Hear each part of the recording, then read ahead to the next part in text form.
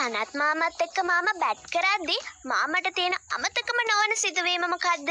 හැමදාම අමතක කරන්න බෑ පුතේ. ඒ බැට්ස්මන් කෙනෙක් හම්බෙන්නේ නැහැ. මම තමයි ළඟම ඉඳන් මෙයාව බැලුවේ. ලංකාවේ ක්‍රිකට් ලෝකේ ක්‍රිකට් වෙනස් කර පුද්ගලෙක්. මම හිතන්නේ ඒ වගේ පුද්ගලෙක් මට නම් බලන්න හම්බෙන්නේ ඔයාලට බලන්න හම්බෙවි.